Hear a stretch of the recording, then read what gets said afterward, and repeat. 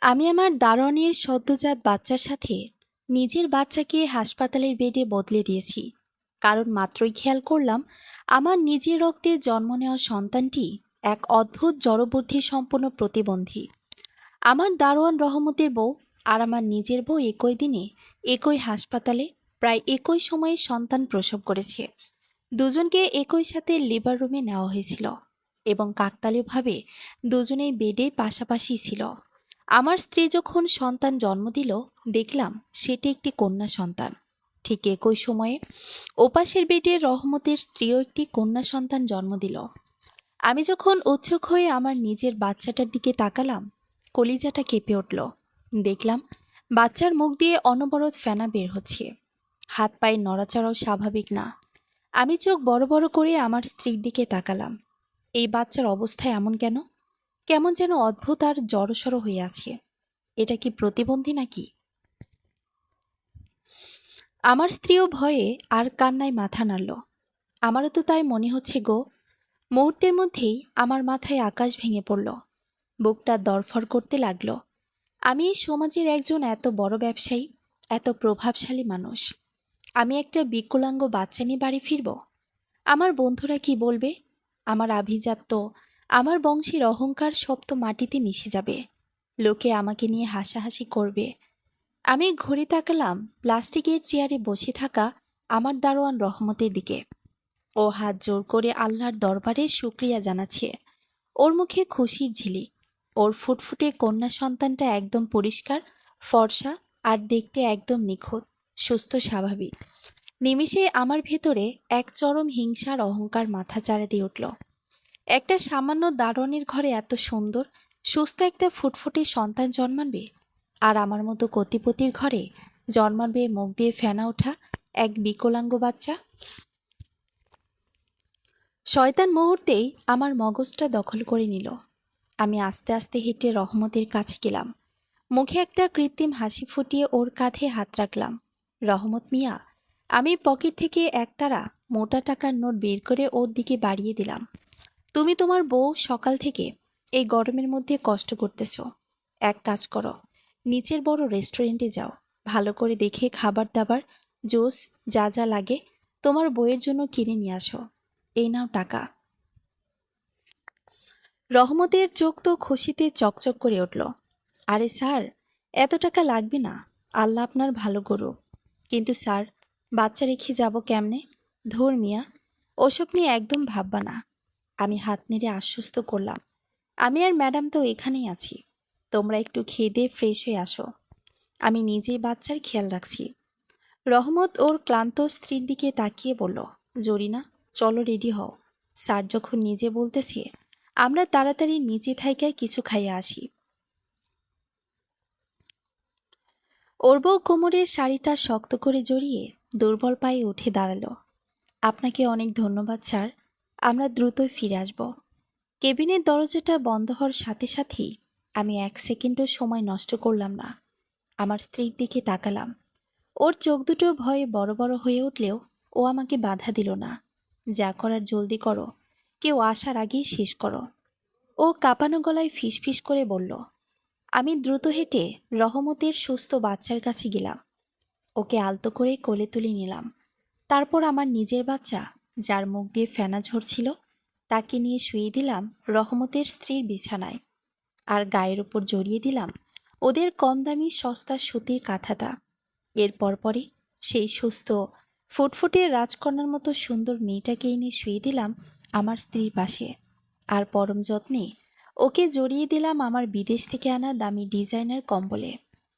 আমার বুক তখন কামারের হাঁপড়ের মতো ওঠানামা করছে। এই মুহূর্তে যদি কোনো নার্স বা ডাক্তার কেবিনে ঢুকে যেত, আমার জীবনটা এক ঝটকায় তছনছ হয়ে যেত। কিন্তু ভাগ্য ভালো, করিডোরটা একদম শান্ত ছিল। আমি আমার ভবিষ্যৎ বংশধরের ব্যাপারে কোনো ঝুঁকি নিতে পারতাম না। বড় হয়ে যাকে কোটি কোটি টাকার সম্পত্তির মালিক বানাবো, সে যেন সমাজে মাথা উঁচু করে বাঁচতে পারে। আমি কাজটা সফলভাবেই শেষ করলাম। কেউ একটুও সন্দেহ করতে পারল না। বাড়ি ফিরে মহা সমারোহে আমি আমার এই মেয়ের নাম রাখলাম অনন্যা।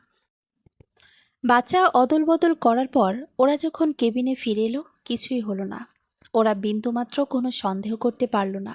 ওরা ওই বিকলাঙ্গ বাচ্চাকেই নিজেদের সন্তান ভেবে পরম আদরে বাড়ি নিয়ে গেল, ঠিক যেমনটা আমিও আমার বাড়িতে নিয়ে এলাম।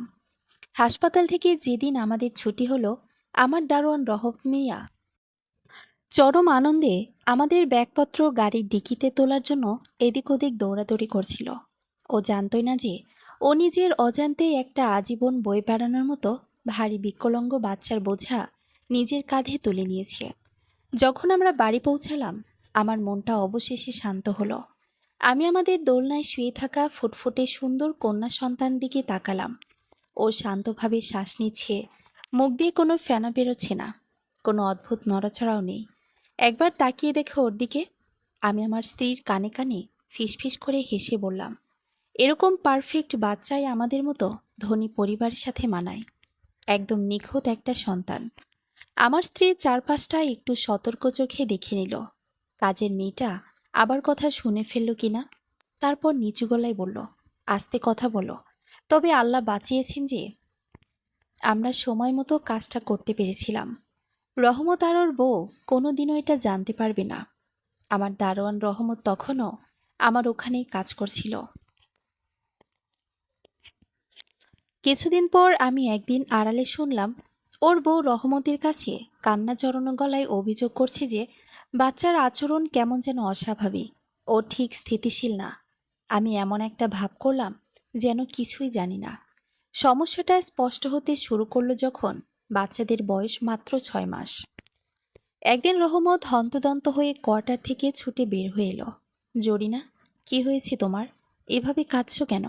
রহমত মিয়া, একবার এই বাচ্চাদের দিকে চেয়ে দেখো। ও বাচ্চাটাকে উঁচিয়ে ধরে ডুকরে কেঁদে উঠল। সকাল থেকে ও শুধু এক দৃষ্টিতে একদিকে দেয়ালের দিকেই তাকিয়ে আছে। মুখ দিয়ে আবার ফেনা বেরোচ্ছে। ও তো নিজের ঘাড়টাও সোজা করে রাখতে পারছে না। এই বাচ্চার কোনো বড় সমস্যা আছে।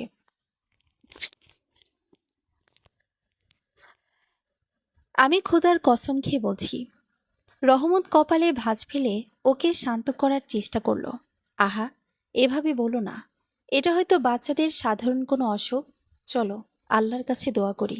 না, এটা কোনো সাধারণ অসুখ না। ও চিৎকার করে কেঁদে উঠল। ওর আচরণ কেমন যেন পাগলাটে। ও তো মোটেও স্বাভাবিক না। চোখ দুটো কেমন উল্টে উল্টে যাচ্ছে। 6 বছর পর আমি যে বাচ্চাকে বদলে এনেছিলাম সে অনন্যা এখন বড় হয়ে উঠেছে এবং ও দেখতে অসম্ভব পরীর মতো সুন্দর হয়েছে। এই সময়ের মধ্যে রহমত আমার ওখানকার দারোয়ানের চাকরিটা ছেড়ে দিয়েছে। তবে ও এখনও আমাদের এই এলাকাতেই থাকে। আর ওদের সেই সন্তান তিথি, যে আসলে প্রতিবন্ধী, সেও আমার মেয়ের সাথেই একই স্কুলে পড়তে শুরু করেছে। অনন্যাই ছিল আমার পুরো পৃথিবীর কেন্দ্রবিন্দু। ও যেমন লম্বা তেমন গায়ের রং ফর্সা, আর এত সুন্দর ছিল যে পাড়ার সবাই ওর প্রশংসা করত। আমি ওর জন্য সবচেয়ে দামি জামা কাপড়, সেরা খেলনা কিনতাম এবং আমাদের এলাকার একটা অত্যন্ত ব্যয়বহুল ইংলিশ মিডিয়াম প্রাইভেট স্কুলে ওকে ভর্তি করিয়েছিলাম। রহমত চাকরি ছেড়ে দেওয়ার পর কিছু টাকা জমিয়ে নিজের একটা ছোটখাটো ব্যবসা শুরু করেছিল। কিন্তু যেহেতু ও বেশি ভাড়া দেওয়ার সামর্থ্য রাখত না, তাই এই একই গলির ভেতরের দিকে একটা টিনের চালার ছোট বাসায় ভাড়া থাকতো। যেহেতু ওই দামি প্রাইভেট স্কুলটাই এলাকার একমাত্র মানসম্মত স্কুল ছিল, রহমত দিনরাত গাধার খাটুনি খেটে নিজের পিঠ ভেঙে টাকা জোগাড় করত শুধু এই জন্য যাতে ওর মেয়েটাও সেই ভালো স্কুলেই পড়তে পারে। ওদের মেয়ে তিথি, যাকে ওরা নিজের সন্তান ভাবছে, কিন্তু আসলে সে আমার নিজের রক্তে জন্ম নেওয়া আসল সন্তান। তার অবস্থা দিন দিন আরো খারাপ হচ্ছিল। 6 বছর বয়সেও ও ঠিকমতো গুছিয়ে কথা বলতে পারত না। এক পা টেনে টেনে খড়িয়ে হাঁটত, মুখটা সবসময় হাঁ করেই থাকত এবং ক্লাসে শুধু সোজায় বসে থাকার জন্য ওর একজন বিশেষ সহায়তাকারীর প্রয়োজন হতো। ওরা ওর নাম রেখেছিল তিথি। প্রতিদিন সকালে আমি ড্রাইভার অনন্যাকে দামি গাড়িতে করে স্কুলের গেটে নামিয়ে দিয়ে আসতো। আর প্রতিদিন সকালে আমি দেখতাম রহমত বাউর স্ত্রী তিথির হাত ধরে টেনে টেনে কষ্ট করে সে একই স্কুলের দিকে হেঁটে নিয়ে যাচ্ছে। অনন্যা যখনই তিথিকে দেখত ও ভয়ে দূরে সরে যেত আর চিৎকার করে বলতো, পাপা দেখো, ওই অদ্ভুত মেয়েটা কেমন অদ্ভুত চোখে আমার দিকে তাকিয়ে আছে। আমি অনন্যাকে শক্ত করে বুকে জড়িয়ে ধরে বলতাম, ওর দিকে তাকাতে হবে না আমার রাজকুমারী, তুমি হলে রানী। ও কোনোদিনই তোমার ক্লাসের বা তোমার যোগ্যতার নয়। কিন্তু মনের গভীরে আমি যখনই তিথির মুখের দিকে তাকাতাম, আমার বিবেক আমাকে ভেতর থেকে দংশন করত। ওর নাকটা হুবহু আমার মতোই ছিল, ওর চোখের গড়ন ছিল ঠিক আমার মৃত মায়ের চোখের মতো। কিন্তু আমি দ্রুত সেই অনুভূতি মন থেকে ঝেড়ে ফেলতাম। অনন্যার মতো একটা নিখুঁত সুন্দর শিশুই এখন আমার মেয়ে, এটাই শেষ কথা। আমি যে বাচ্চাকে বদলে এনেছিলাম, সেই অনন্যা শুধু দেখতেই পরীর মতো সুন্দর ছিল না, ও পড়াশোনাতেও ছিল অসম্ভব মেধাবী। সবচেয়ে বড় কথা, সে প্রতিবন্ধী মেয়েটা তিথি, সেও আমার মেয়ের সাথে একই ক্লাসে পড়ত। কিন্তু অনন্যা সবসময় ক্লাসের ফার্স্ট গার্ল হতো, আর ও একাই পুরো ক্লাস শাসন করত। প্রতিটা টার্মের শেষে যখন স্কুলের বার্ষিক পুরস্কার বিতরণী অনুষ্ঠান হতো, একই দৃশ্যের পুনরাবৃত্তি ঘটত। অনন্যা গণিত, ইংরেজি, বিজ্ঞান সব বিষয়ের সবকটা ট্রফি আর মেডেল একাই বগল দাবা করে মঞ্চ থেকে নামত। আমি গর্বে বুক ফুলিয়ে সোফায় বসে থাকতাম। এক বিকেলে পরীক্ষার রেজাল্ট দেওয়ার পর আমি স্কুলের বারান্দা দিয়ে হেঁটে যাচ্ছিলাম। দেখলাম রহমত মিয়া তিথির হাত ধরে দাঁড়িয়ে আছে। ও তিথির প্রোগ্রেস রিপোর্টের দিকে তাকিয়ে আছে। ওর চোখে টলমল করছে জল, তাও ও জোর করে মুখে একটা হাসি ফুটিয়ে রাখার চেষ্টা করছে। আম্মু আমার মন খারাপ করে না, কেমন? রহমত নিচু গলায় তিথির পিঠে হাত বুলিয়ে ফিসফিস করে বলল, আল্লাহর কাছে রোল নাম্বার কোনো বড় বিষয় না মা, পরের টার্মে তুমি আরো ভালো করবে আমার লক্ষ্মী মা। তিথি, যার মুখটা সামান্য হা হয়েছিল এবং থুতনি বের লালা পড়ছিল, সে তার নিষ্প্রাণ চোখ দুটো তুলে রহমতের দিকে তাকালো। বাবা, আমি আমি চেষ্টা করেছি। ও ভীষণভাবে তোতলামি করে কাঁপানো গলায় বলল। আমি ওদের পাশ দিয়ে মাথা নাড়তে নাড়তে অহংকারের সাথে হেঁটে চলে গেলাম। একসময় ভেবেছিলাম এই পাপের জন্য হয়তো কর্মফল বা কোনো অভিশাপ আমাকে তাড়া করবে, কিন্তু আমি দেখলাম আমার জীবন দিন দিন আরও বেশি সফলতায় ভরে উঠছে। ভাগ্য যেন সবসময় আমার দিকেই হাসছে। এক রাতে আমি আর আমার স্ত্রী আমাদের বেডরুমে বসে ব্যবসার এক তাড়া মোটা টাকা গুনছিলাম।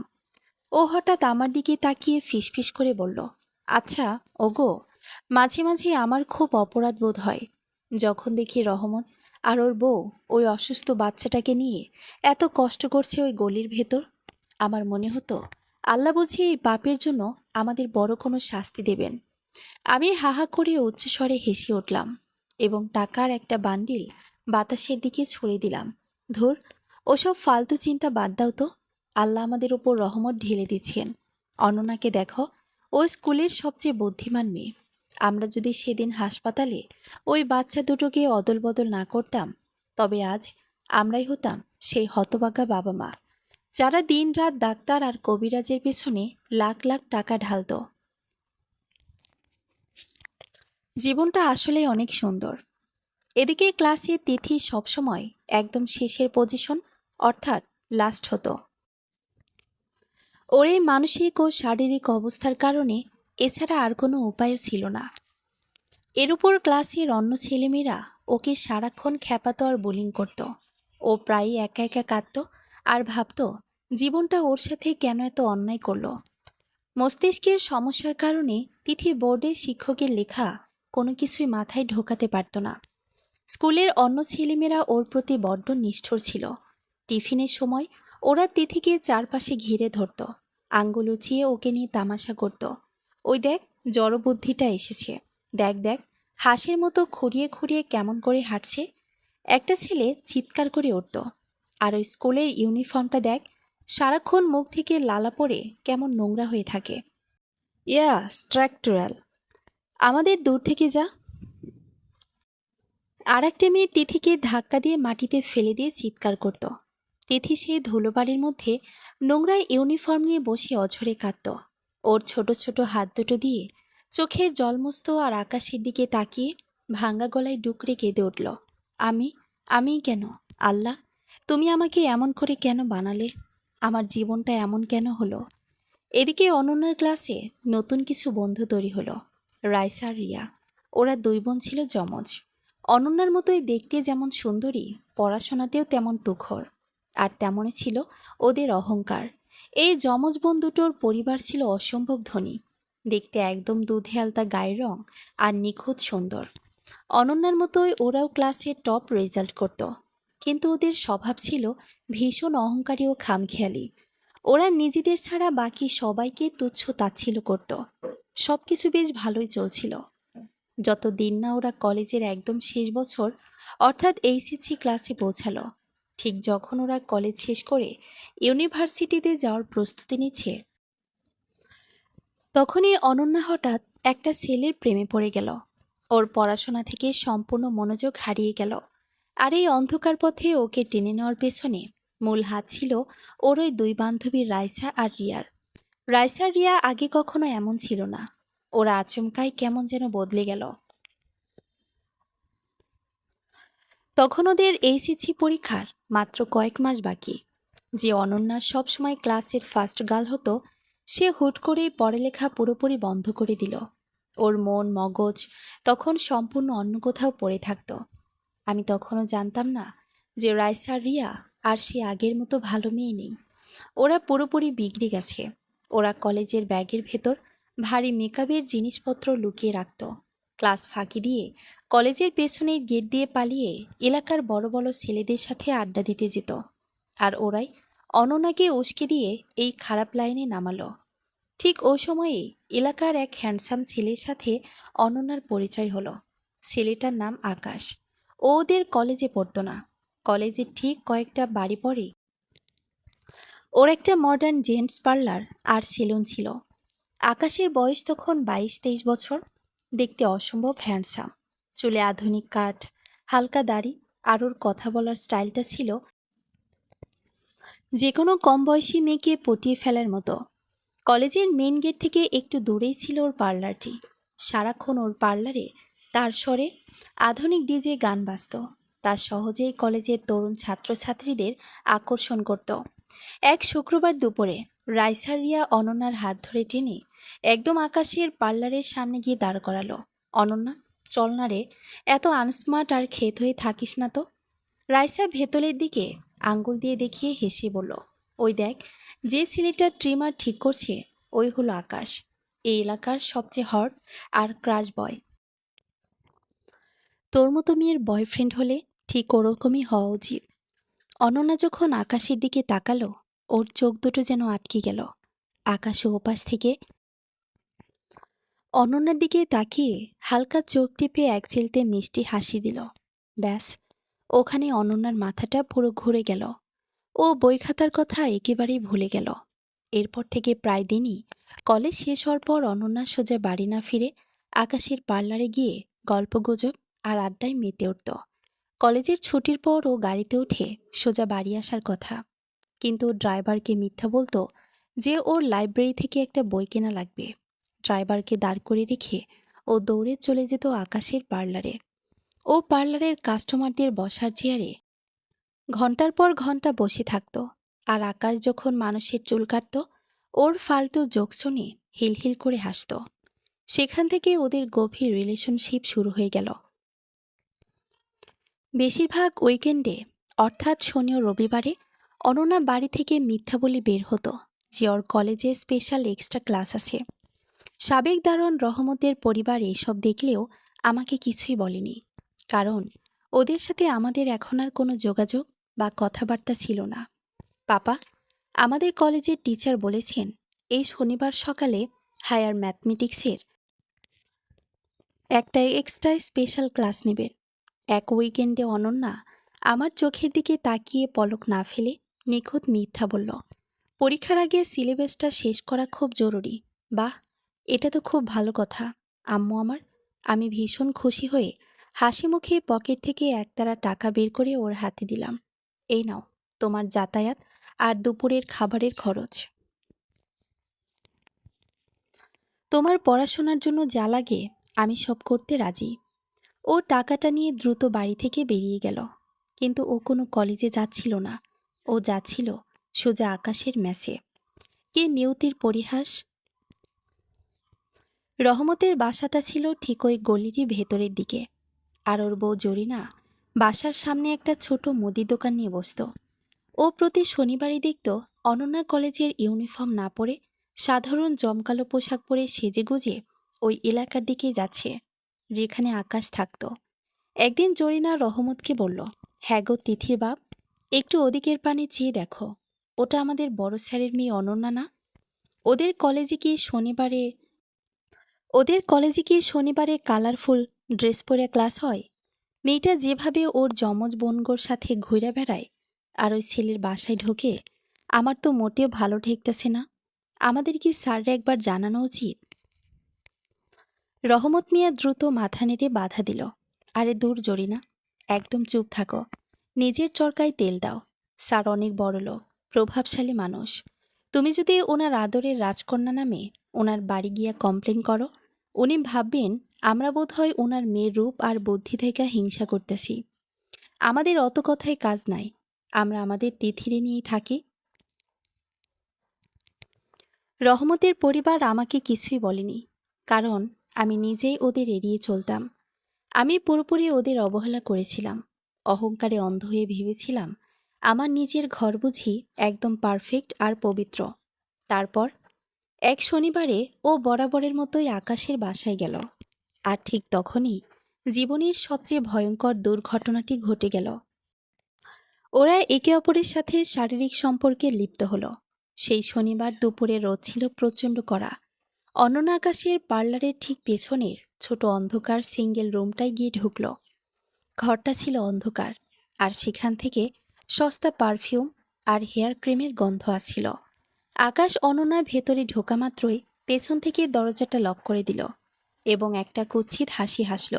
আমার রূপের রানী, আজ তোমাকে দেখতে যা হট লাগছে না, এসো আমার পাশে এসে বসো। মাত্র 1 ঘন্টার জন্য তোমার বাবার কথা ভুলে যাও না বেবি। আকাশ ফিসফিস করে অনন্যাকে নিজের কাছে টেনে নিয়ে ওর কোমর জড়িয়ে ধরল। আমাকে সুযোগ দাও, আমি তোমাকে বুঝিয়ে দেব আমি তোমাকে কতটা ভালোবাসি। অনন্যা, যার আগে কখনো এই ধরনের কোনো অভিজ্ঞতা ছিল না, সে সম্পূর্ণ নিজের বিবেক বুদ্ধি হারিয়ে ফেলল। ও আমার দেওয়া সব সতর্কতা ভুলে গেল। ভুলে গেল ওর উজ্জ্বল ভবিষ্যতের কথা, আর ভুলে গেল ওর সামনে থাকা বই খাতার কথা। সেই দুপুরে ওরা একে অপরের সাথে শারীরিক সম্পর্কে জড়িয়ে পড়ল। এদিকে অনন্যার মাত্র এইচএসসি পরীক্ষা শুরু হয়েছে। এর আগে ও বিশ্ববিদ্যালয়ের প্রি অ্যাডমিশন এবং প্র্যাগ ভর্তি পরীক্ষাগুলো দিয়েছিল এবং সেখানে অসম্ভব ভালো রেজাল্ট করেছিল। কয়েক সপ্তাহ পর যখন বিশ্ববিদ্যালয়ের সে প্রি অ্যাডমিশন পরীক্ষার রেজাল্ট শিট দেওয়া হলো, অনন্যা এত হাই স্কোর করেছিল যে পুরো কলেজে ওকে নিয়ে হইচই পড়ে গেল। ওর এইচএসসি পরীক্ষা মাত্র শুরু হয়েছে, আর কলেজের শিক্ষকরা থেকে শুরু করে সবাই নিশ্চিত জানত যে ও দেশের সবচেয়ে সেরা মেডিকেল কলেজ বা বুয়েটে পড়ার সুযোগ পাবে। আমি গর্বে অন্ধ হয়ে গিয়েছিলাম। আমি খুশিতে ওকে একটা ব্র্যান্ড নিউ আইফোন কিনে দিলাম এবং হাতে প্রচুর পকেট মানি দিতাম। আমার সুপারস্টার আম্মু। রাতের খাবারের টেবিলে বসে আমি ওর মাথায় হাত বুলিয়ে চিৎকার করে বললাম, তুমি আমাকে এই পৃথিবীর সবচেয়ে সুখী বাবা বানিয়েছ। জাস্ট এই এসএসসি পরীক্ষায় গোল্ডেন A+ নিয়ে পাশ করো, আমি তোমাকে আমি তোমাকে হায়ার স্টাডিজের জন্য স্কলারশিপ দিয়ে সরাসরি দেশের বাইরে পাঠিয়ে দেব। অনন্যা জোর করে মুখে একটা হাসি ফুটিয়ে রাখার চেষ্টা করল, কিন্তু ডিনার টেবিলের কাটা চামচটা ধরার সময় ওর হাত দুটো কাঁপছিল। ও নিচু গলায় বলল, ধন্যবাদ পাপা, আমি চেষ্টা করব। আর ওদিকে সেই তিথি যে কোনো প্রি অ্যাডমিশন পরীক্ষায় দেয়নি। আমি লোকমুখে শুনলাম যে ও আর পড়াশোনা না করে বাড়িতেই থাকবে এবং হয়তো কোনো একটা হাতের কাজ বা পার্লারের কাজ শিখবে, কারণ ও নিজেও জানে এই মাথা নিয়ে ও কোনোদিন বিশ্ববিদ্যালয়ে যেতে পারবে না। তাই ও শুধু শুধু সময় নষ্ট করতে চায়নি। রহমত মিয়া যখন ওকে বলছিল তিথি, তখন একটা ছোট বাচ্চার মতো হাততালি দিয়ে খুশিতে মাথা নাড়ছিল। আচ্ছা আব্বা, আমি আমি পার্লারে কাজ কাজ শিখব। আমি ওদের পাশ দিয়ে যাওয়ার সময় মনে মনে একটা চরম ধিক্কার দিয়ে থুতু ফেললাম। ভাবলাম, দেখো এদের এই অবস্থা। একটা নিচু জাতের ছোট লোকের ঘরে যেমন নিচু মানের বিকলাঙ্গ সন্তান জন্মায়, তেমনি তাদের জীবন। লাখ লাখ শুক্রিয়া যে অনন্যা আমার মেয়ে। কিন্তু অনন্যা আমার কাছে একটা চরম সত্য লুকিয়ে রেখেছিল। ও যে অলরেডি একটা ছেলের সাথে বিছানায় শুয়েছে, এই কথা ও আমাকে বিন্দুমাত্র জানতে দেয়নি। ও এই অন্ধকার সত্যিটা নিজের মনের গভীরে চেপে রেখেছিল। কিন্তু নিজের বেডরুমের ভেতরে ও এক জীবন্ত জাহান্নামের মধ্যে বাস করছিল। প্রতিদিন সকালে ও নিজের ঘরের দরজা লক করে দিয়ে নীরবে অঝরে কাঁদত, আর ক্যালেন্ডারের তারিখগুলোর দিকে তাকিয়ে দেখত ওর যে প্রতি মাসের পিরিয়ড বা মাসিক চক্র সম্পূর্ণ বন্ধ হয়ে গেছে। ও আমাকে বাঘের মতো ভয় পাচ্ছিল। ও খুব ভালো করেই জানতো, আমি যদি এই কথা একবার জানতে পারি, তবে আমি পুরো এলাকা জ্বালিয়ে ছারখার করে দেব। ঠিক 3 সপ্তাহ পর আমার স্ত্রীর চোখে অনন্যার কিছু অস্বাভাবিক পরিবর্তন ধরা পড়ল। তখনও অনন্যাকে সরাসরি জিজ্ঞেস করলো, অনন্যা, তুমি কি প্রেগনেন্ট? এক শনিবার সকালে আমার স্ত্রীর রান্নাঘরে দাঁড়িয়ে সকালে নাস্তার জন্য লুচি পরোটা ভাজছিল। এমন সময় অনন্যা পাশ দিয়ে পানি নেওয়ার জন্য যাচ্ছিল। হঠাৎ করে অনন্যা 2 হাতে মুখ চেপে ধরল। ওর বমি বমি ভাব হলো এবং ও এক দৌড়ে ড্রয়িং রুমের অ্যাটাচ ওয়াশরুমে ঢুকে প্রচণ্ড জোরে বমি করতে লাগলো। অনন্যা, আমার চোখের দিকে তাকাও। আমার স্ত্রী রান্নাঘর থেকে বের হয়ে এসে রাগে লাল হয়ে চেঁচিয়ে উঠল, গত 2 সপ্তাহ ধরে আমি খেয়াল করছি তুমি ঠিক মতো খাচ্ছ না। সারাক্ষণ শুধু নিজের ঘরে ঘুমিয়ে থাকো, আর এখন সাত সকালে উঠে এভাবে বমি করছো। তোমার বাবাকে ডাকার আগে আমাকে একদম সত্যি কথাটা বলো। অনন্যা, তুমি কি প্রেগনেন্ট? তুমি কি গর্ভবতী? অনন্যা যেন ওখানেই পাথর হয়ে গেল। ওর মায়ের দিকে তাকালো। ওর পুরো শরীর তখন ঝড়ের বাতাসে গাছের পাতার মতো কাঁপছিল। ও প্রথমে অস্বীকার করার চরম চেষ্টা করেছিল, কিন্তু মায়ের অনবরত চাপ আর কান্নাকাটির পর ও আর ধরে রাখতে পারল না। ও ডুকরে কেঁদে উঠে বলল, হ্যাঁ মা, আমি প্রেগনেন্ট। আমি ভেতরে ভেতরে একদম ভেঙে চুরমার হয়ে গেলাম। আমার এত উজ্জ্বল মেধাবী মেয়েটা শেষ পর্যন্ত গর্ভবতী। ও এমন একটা মেয়ে যে আর কয়েকদিন পরে দেশের স্বনামধন্য বিশ্ববিদ্যালয়ে পা রাখবে। ড্রয়িং রুমে যখন আমার স্ত্রী আমাকে এই কালবৈশাখী খবরটা দিল, আমার 2 পায়ের শক্তি যেন এক মুহূর্তে উধাও হয়ে গেল। আমি ধপাস করে সোফার ওপর পড়ে গেলাম। হাতের রিমোট কন্ট্রোলটা মেঝেতে ছিটকে পড়ল। আমার বুকটা ফেটে হাজার টুকরো হয়ে যাচ্ছিল। প্রেগনেন্ট মানে? আমি এমন এক আর্ত চিৎকার দিয়ে উঠলাম যা পুরো বাড়ি কাঁপিয়ে তুলল। অনন্যা, যে মেয়ের পেছনে আমি লাখ লাখ টাকা ঢাললাম, যে বিশ্ববিদ্যালয়ের প্রি অ্যাডমিশন টেস্টে টপ করলো, আর কদিন পর বড় কোনো সাবজেক্টে পড়ার জন্য ইউনিভার্সিটিতে ঢুকবে, আর এখন ও কার নাকি বাচ্চা পেটে নিয়ে বসে আছে। অনন্যা তখন মেঝের কার্পেটের উপর হাঁটু গেড়ে বসে অঝরে কাঁদছিল, আর 2 হাত জোর করে আমাদের কাছে ক্ষমা ভিক্ষা করছিল। পাপা, প্লিজ আমাকে মাফ করে দাও, ওটা একটা মস্ত বড় ভুল হয়ে গিয়েছিল। তখন আমার মা ওকে প্রচণ্ড রেগে গিয়ে জিজ্ঞেস করলেন, এই কোঝাপ্পা কাজের জন্য দায়ী কে? আমার মা, যিনি ওই উইকেন্ডে আমাদের বাড়িতে বেড়াতে এসেছিলেন। ড্রয়িং রুমের এই হট্টগোল শুনে নিজের ঘর থেকে হন্তদন্ত হয়ে ছুটে এলেন। ওনার মুখটা রাগে কুঁচকে শক্ত হয়ে গিয়েছিল। উনি অনন্যার জামার কলার চেপে ধরে ওকে প্রচণ্ড জোরে একটা ঝাঁকুনি দিলেন। আমার চোখের দিকে তাকা অনন্যা। মা রাগে কাঁপতে কাঁপতে চেঁচিয়ে উঠলেন, কে সর্বনাশ করেছে তোর? কোন সেই ছোট লোকের ঘরের কুলাঙ্কার ছেলে যে আমাদের বংশের নাম মাটিতে মিশিয়ে দিতে চায়? এই পাপের জন্য দায়ী কে? অনন্যার কান্নার তোড়ে খই ফোটার মতো কাঁপতে কাঁপতে বলল, ও ও হলো আকাশ, ওই গলির মোড়ে পার্লারের ছেলেটা। আমরা আর 1 সেকেন্ডও দেরি না করে সোজা ওই ছেলের ম্যাচে গিয়ে চড়াও হলাম। ছেলেটা প্রথমে একদম আকাশ থেকে পড়ল এবং অস্বীকার করার ভান করতে লাগলো, কিন্তু পরে চাপের মুখে ও দায় নিতে রাজি হলো। আকাশ 2 হাত জড়িয়ে দিয়ে নিজেকে নিষ্পাপ প্রমাণ করার চেষ্টা করছিল। আরে বড় স্যার, আপনি এটা কি বলতেছেন? দয়া করে আমার নামে এসব মিথ্যা ছড়াবেন না। অনন্যার তো কলেজে আরও কত বন্ধু বান্ধব আছে।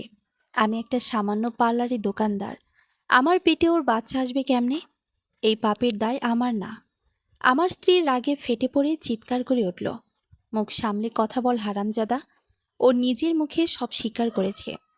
তুই যদি এখনই সত্যি কথা না বলিস, তবে পুলিশ ডেকে তোকে এমন জেলের ভাত খাওয়াবো যে ওখানে পচে মরবি।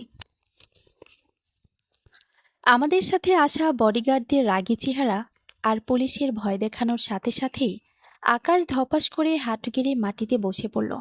ঠিক আছে, ঠিক আছে স্যার, আমাকে মাফ করে দেন। আমি অনন্যার সাথে আমি এই বাচ্চার দায়িত্ব নিতে রাজি আছি। দয়া করে পুলিশে দেবেন না। যখন আমরা বাড়ি ফিরে এলাম, আমি সদর দরজাটা শক্ত করে লক করে দিলাম এবং অনন্যার দিকে তাকালাম। আমার কথা খুব কান পেতে শুনি না অনন্যা। আমি একদম বরফ শীতল আর কঠোর গলায় বললাম, আমরা এই বাচ্চা নষ্ট করে ফেলব। আগামী সপ্তাহেই আমি তোমাকে শহরের এক নামী প্রাইভেট ক্লিনিকে নিয়ে যাব। সেখানে সব ওয়াশ করিয়ে দেব। তোমার সামনে এক উজ্জ্বল ভবিষ্যৎ পড়ে আছে, আর আমি একটা সামান্য নাপিতের জন্য তোমার জীবনটা এভাবে ধ্বংস হতে দেব না। কিন্তু আমার মেয়ে এই ধরনের ঝুঁকিপূর্ণ এবং পাপের মিশন সম্পন্ন করতে প্রচণ্ড ভয় পাচ্ছিল। ও গর্ভপাত না করে বাচ্চাটাকে জন্ম দেওয়ার সিদ্ধান্ত নিল। না পাপা, কখনোই না। অনন্যা চিৎকার করে কেঁদে উঠে মেঝেতে আছাড় খেয়ে পড়ল এবং আমার পা দুটো জড়িয়ে ধরল। আমি রিস্ক নিতে পারবো না, আমি মরে যাব। এদিকে আমার সেই প্রাক্তন দারোয়ানের সন্তান তিথি, সেই প্রতিবন্ধী মেয়েটা, এই বয়সে একটা বড় দোকানে বেকিংয়ের কাজ শিখতে শুরু করেছে। পাশাপাশি ও জামা কাপড় সেলাই করাও শিখে গেছে। ওটাই ছিল ওর ভবিষ্যৎ পরিকল্পনা। ও নিজে আর পড়াশোনা না বাড়িয়ে কোনো একটা হাতের কাজ শিখে স্বাবলম্বী হতে চেয়েছিল। প্রতিদিন দুপুরে আমি দেখতাম ওদের বাড়ি থেকে একটু দূরের একটা বড় টেইলার্স আর বেকারির দোকানে তিথি বসে আছে। ওর শারীরিক ও মানসিক অক্ষমতা এবং ধীরগতির নড়াচড়ার পরেও ও খুব সুন্দর করে হাত মেশিন চালিয়ে একদম সোজা লাইনে সেলাই করতে শিখে গেছে। ও খুব মনোযোগ দিয়ে ময়দা মেখে লোকাল চিমটি পিঠা, নিমকি আর মাংসের পাই তৈরি করা শিখিয়েছিল। কি অদ্ভুত নিয়তি! আমার নিজের আসল রক্তের সন্তান ধীর পায়ে একটা শান্ত ও সম্মানজনক শান্তিপূর্ণ জীবন গড়ে তুলছিল। আর ওদিকে আভিজাত্যের লোভে আমি যাকে হাসপাতালে বদলে এনেছিলাম, সে আমার মুখে চুনকানি মেখে এক চরম লজ্জার অন্ধকার বয়ে নিয়ে আসছিল। আমি এই লজ্জা আর সহ্য করতে পারছিলাম না। পাড়া প্রতিবেশী এবং সমাজের মানুষ যেন কোনোভাবেই জানতে না পারে যে আমার অবিবাহিত মেয়ে গর্ভবতী। তাই আমি অনন্যাকে সাথে নিয়ে এই এলাকা ছেড়ে অনেক দূরের এক প্রত্যন্ত শহরে চলে গেলাম। আমাদের পুরনো বাড়ি থেকে মাইলের পর মাইল দূরে সম্পূর্ণ অন্য একটি শহরে আমি একটি বিশাল চারিদিক প্রাচীর দিয়ে ঘেরা বিলাসবহুল বাংলো বাড়ি ভাড়া নিলাম। আমি জানি আমাদের কোনো প্রতিবেশী, বন্ধুবান্ধব, এমনকি সেই প্রাক্তন দারোয়ান রহমতের পরিবারও অনন্যার এই বড় হয়ে যাওয়া পেটটা দেখো। প্রতিদিন অনন্যা সেই নতুন বাড়ির জানলার পাশে একা একা বসে থাকত, নিজের পেটে হাত বুলাতো আর অঝরে কাঁদত। পাপা, তোমার সব স্বপ্ন আর সাজানো পরিকল্পনা ধুলোয় মিশিয়ে দেওয়ার জন্য আমাকে মাফ করে দিও। এক সন্ধ্যায় ও ডুকরে কেঁদে উঠে বলল, এই সময়ে আমার বিশ্ববিদ্যালয়ের লেকচার হলে বসে থাকার কথা ছিল, অথচ আমি এখন এখানে বসে একটা বাচ্চার জন্ম দেওয়ার জন্য অপেক্ষা করছি। আমি একটা দীর্ঘশ্বাস ফেলে ড্রয়িং রুমে পায়চারি করতে করতে বললাম, যা হওয়ার হয়ে গেছে অনন্যা, এখন শুধু সুস্থভাবে বাচ্চাটার জন্ম হোক। বাচ্চাটা পৃথিবীতে আসার পর আমরা ঠিকই একটা ব্যবস্থা করব, যাতে তুমি আবার ইউনিভার্সিটিতে পড়ালেখা শুরু করতে পারো। অবশেষে দীর্ঘ 9 মাস পর একটি ফুটফুটে কন্যা সন্তানের জন্ম দিল। বাচ্চাটা দেখতে যেমন সুস্থ তেমনই কিউট ছিল, কিন্তু আমার মনে কোনো আনন্দ ছিল না। একটা সামান্য নাপিতের অবৈধ সন্তানকে এখন আমার এই রাজপ্রাসাদের লালন পালন করতে হচ্ছে, এটা ভাবলেই আমার গা রিরি করে উঠত। ওদিকে তিথিও বেশ ভালোই দিন কাটাচ্ছিল। ওর বেকিং ও দর্জি বিজ্ঞাপনের কোর্স শেষ করে গ্র্যাজুয়েশন সম্পূর্ণ করলো। ওর ওস্তাদ বা দোকানের মালিক ওর কাজে এত খুশি হয়েছিলেন যে উনি নিজে কিছু টাকা জোগাড় করে দিলেন এবং বাকিটা রহমত মিয়ার জমানো টাকা দিয়ে ওরা তিথির জন্য একটা ছোট বুটিক শপ আর বেকারি খুলে দিল।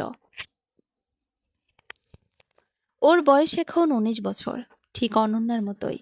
আমরা যখন অন্য একটা শহরে মুখ লুকিয়ে বাস করছিলাম, তখন আমার নিজের রক্তের সন্তান তিথির জীবন এক সুন্দর গতির দিকে এগিয়ে চলছিল। মস্তিষ্কের সমস্যা আর ধীরগতির আচরণ থাকা সত্ত্বেও ও ছিল অসম্ভব পরিশ্রমী এবং নিজের কাজের প্রতি ভীষণ একনিষ্ঠ। মাত্র ১৯ বছর বয়সে তিথি নিজের একটা দোকানের মালিক বনে গেল এবং সততার সাথে নিজের উপার্জনে বাঁচতে শুরু করলো। আমরা অনন্যার কলঙ্কের কারণে এই পুরো এলাকায় আর ফিরে যায়নি, বরং ওখানেই স্থায়ীভাবে থাকার পরিকল্পনা করছিলাম। ঠিক তখনই জীবনের সবচেয়ে বড় ধাক্কাটা এলো।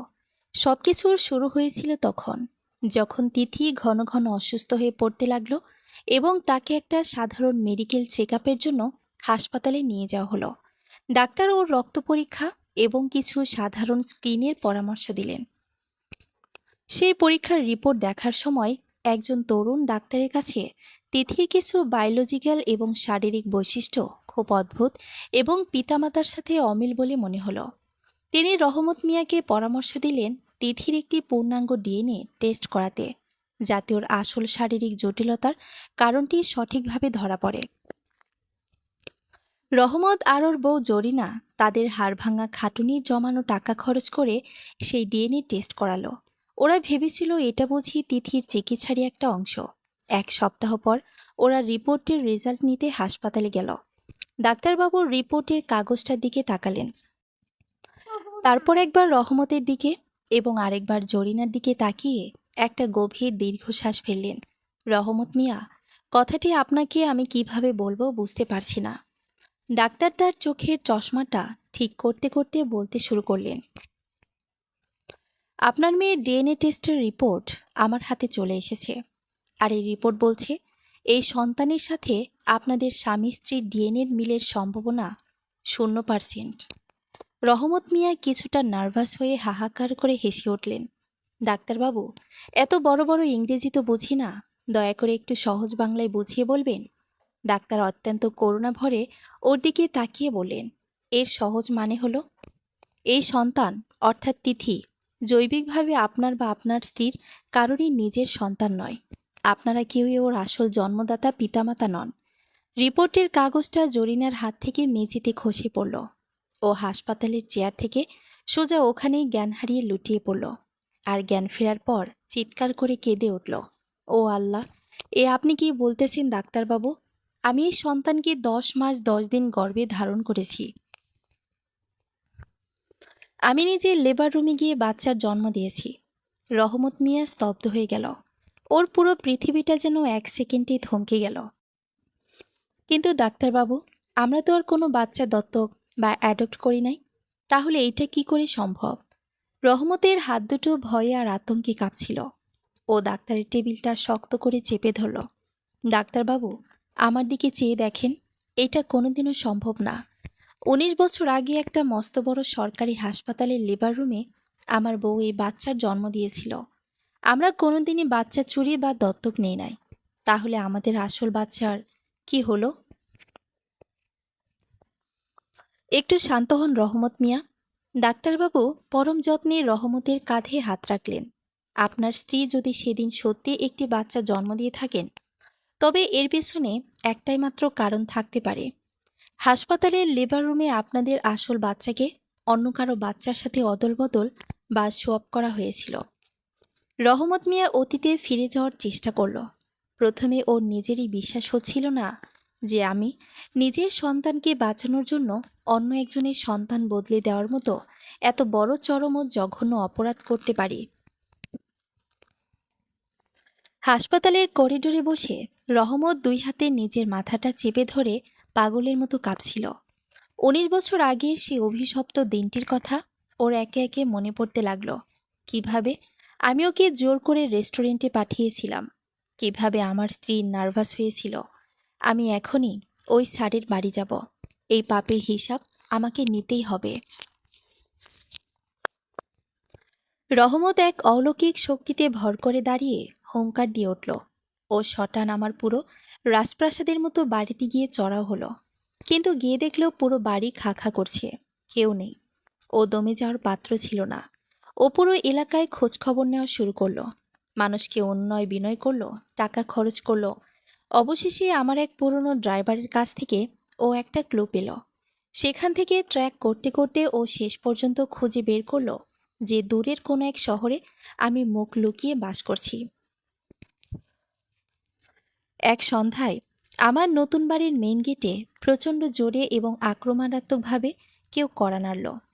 আমি স্বাভাবিকভাবেই হেঁটে বাইরে গেলাম। পকেট গেটটা খুলতেই আমার চোখ চড়ক গাছ। সামনে দাঁড়িয়ে আছে রহমত মিয়া আর জরিনা। ওদের চোখ দুটো রাগে ক্ষোভে রক্তবর্ণ হয়ে আছে, আর রহমতের হাতে একটা সাদা রঙের হাসপাতালের খাম। রহমত মিয়া, জরিনা। আমার মুখ দিয়ে কথা আটকে গেল, বুকের ভেতরটা ধরফর করে উঠল। তোমরা এই ঠিকানা কিভাবে পেলে? কি চাও এখানে? ও সরাসরি ডিএনএ টেস্টের রিপোর্টটা আমার মুখের সামনে ছুড়ে দিল এবং দাবি করল যেন আমি আমার অনন্যারও ডিএনএ টেস্ট করাই। ঠিক তখনই আমার ভেতরের সব প্রতিরোধ ভেঙে পড়ল। আমি নিজের মুখে সব স্বীকার করতে বাধ্য হলাম। আর ওদিকে ওরাও দেখে ফেলল যে অনন্যা অলরেডি গর্ভবতী। আমি প্রথমে বড় লোকের মতো অহংকার দেখিয়ে হেসে উড়িয়ে দেওয়ার চেষ্টা করলাম। তোমাদের কি মাথা খারাপ হয়েছে? কী সব আবুল তাবুল বকছ? আমার বাড়ি থেকে দূর হও, নয়তো এক্ষুনি পুলিশ ডাকবো। ডাকেন পুলিশ। রহমত এক কদম এগিয়ে এসে গর্জে উঠল, দরকার হলে আমরা একসাথেই পুলিশ ডাকব, কিন্তু তার আগে আপনার বুকের পাটা থাকলে অনন্যার একটা ডিএনএ রিপোর্ট করে দেখান দেখি আপনার ওই সোনার টুকরো অহংকারী মেয়ে আপনার নিজের রক্ত কিনা। আমরা যখন গেটের সামনে দাঁড়িয়ে এভাবে চিৎকার চেঁচামেচি করছিলাম, ঠিক তখনই অনন্যা ড্রয়িং রুম থেকে ধীর পায়ে বাইরে বের হয়ে এলো। ওর কোলে 1 মাসের একটা বাচ্চা। ও মুখ চেপে নীরবে কাঁদছিল। রহমত যখন আমার কাঁধের ওপর দিয়ে ভেতরের দিকে তাকালো, অনন্যার এই অবস্থা দেখে ওর চোখ দুটো বিস্ময়ে বড় বড় হয়ে গেল। ও, এই জন্য আপনি এই এলাকা ছাড়া এই দূর শহরে আইসা মুখ লুকাইছেন? রহমত তিতা একটা হাসি হাসল। ওর চোখ দিয়ে তখন নোনা জল গড়িয়ে পড়ছে। যে সন্তানকে আপনি আমার কোল থেকে চুরি করে আনছিলেন, সে 19 বছর বয়সেই এক সামান্য নাপিতের বাচ্চা কোলে নিয়ে ঘুরতেছে। আর যে আসল রক্তকে আপনি প্রতিবন্ধী বইলা অবহেলা করে ডাস্টবিনে ফেলে দিয়েছিলেন, সে আজ নিজের পারে দাঁড়াইয়া সমাজে মাথা উঁচু করে বাঁচতাছে। যখন দেখলাম খেলা পুরোপুরি শেষ আর বিবেকের চরম দংশনে আমার আত্মাটা চূর্ণ বিচূর্ণ হয়ে যাচ্ছে, আমি আর দাঁড়িয়ে থাকতে পারলাম না। সেই ধুলোবালির মধ্যে রহমতের পায়ের কাছে ধপাস করে হাঁটু গেড়ে বসে পড়লাম। রহমত, দোহাই তোমার, আমাকে মাফ করে দাও। হ্যাঁ, আমি কাজটা করেছিলাম। হাসপাতালে আমি বাচ্চা দুটো বদলে দিয়েছিলাম। আমি একটা বিকলাঙ্গ বাচ্চার বাবা হতে চাইনি। প্লিজ আমাকে ক্ষমা করো। আমি কেঁদে কেঁদে ওকে অনুরোধ করলাম ও যেন অনন্যাকে নিজের মেয়ে হিসেবে বুকে টেনে নেয়, যেহেতু অনন্যাই ওর আসল জন্মদাতা রক্ত। কিন্তু রহমত অনন্যার দিকে একবার চরম করুণা ভরে তাকালো, তারপর আমার দিকে তাকালো পাথর শীতল কঠোর চোখে। অনন্যাকে আপনার কাছে রাখেন বড় স্যার। রহমত একদম ঠান্ডা গলায় বলল, সন্তান শুধু রক্তের টানে বড় হয় না স্যার, সন্তান বড় হয় ভালোবাসা, যত্ন, আর তাকে বড় করতে গিয়ে চোখের জল যে ফেলতে হয় সে মায়ার টানে। আপনি অনন্যাকে অহংকার শিখিয়েছেন, মানুষকে ছোট করতে শিখিয়েছেন, আর আজ সেই সন্তানই আপনার মুখে চুলকালি মেখে দিল। তিথি আমার আসল মেয়ে। ও প্রতিবন্ধী হতে পারে, কিন্তু ওই আমার মা। আমি সারা জীবন তিথির বাবা হয়েই বেঁচে থাকব। রহমত ওখান থেকে ঘুরে হেঁটে চলে গেল, আর আমি আমার ভাঙ্গা স্বপ্ন আর অহংকারের চিতা নিয়ে সেই ধুলোবালির মধ্যেই একাকী হাঁটু গেড়ে বসে রইলাম। এরপরের কাহিনী আরও অদ্ভুত। অনন্যা পরবর্তীতে অনেক কষ্ট করে বিশ্ববিদ্যালয়ে পড়ালেখা শেষ করেছিল ঠিকই, কিন্তু তিথি কোনোদিন বিশ্ববিদ্যালয়ের গেটও মারায়নি।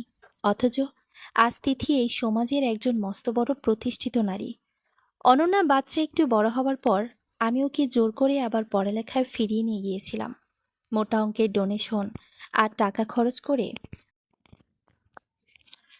ওকে একটা ইউনিভার্সিটিতে ভর্তি করালেও একজন অবিবাহিত অল্পবয়সী মা হওয়ার যে কলঙ্ক আর লজ্জা, তা ওর ভেতরের সমস্ত তেজ আর মেধাকে চিরতরে ভেঙে দিয়েছিল।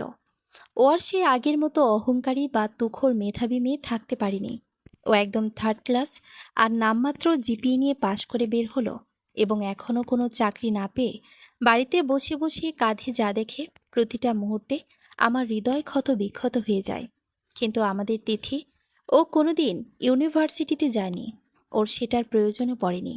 ওর সেই ছোট বুটিক শপ আর বেকারির ব্যবসা আজ পুরো দেশ জুড়েই ছড়িয়ে পড়েছে। ওর সেই মিষ্টি নম্র ব্যবহার আর দর্জি ও বেকিংয়ের কাজে ওর যে অসাধারণ সৃজনশীল প্রতিভা ছিল, তা বড় বড় নামি দামি কাস্টমারদের নজর কাড়ল। ও নিজের সেই ছোট দোকানটাকে আজ একটা বিশাল তিনতলা ফ্যাশন হাউস আর একটা স্ট্যান্ডার্ড চেইন বেকারিতে রূপান্তর করেছে। আজ আমি আমার এই বিশাল রাজপ্রাসাদে বসে আমার এই শূন্য ধন সম্পদ আর ধুঁকতে থাকা অনন্যার দিকে তাকাই। আর ওদিকে যে দারোয়ানকে আমি আজীবন ছোটলোক বলে অবহেলা করে এসেছি, সে আজ রাজার হালে বাস করছে, শুধু সেই সন্তানের উছিলায়, যাকে আমি একসময় প্রতিবন্ধী বলে অবহেলা করে ছুঁড়ে ফেলেছিলাম। আসলেই আগামীকাল আপনার ভাগ্যে কি লেখা আছে তা আপনি বা আমি কেউই জানি না। অহংকার মানুষকে ধ্বংস ছাড়া আর কিছুই দেয় না। সমাপ্ত। আমার প্রাণের চেয়েও প্রিয় পাঠক বন্ধুরা, শেষ রক্ষা কি হবে? গল্পের এই নির্মম এবং শিক্ষণীয় সমাপ্তি আপনাদের কেমন লাগলো? আসলে মানুষের কর্মফল এবং প্রকৃতির বিচার কোনোদিন বৃথা যায় না।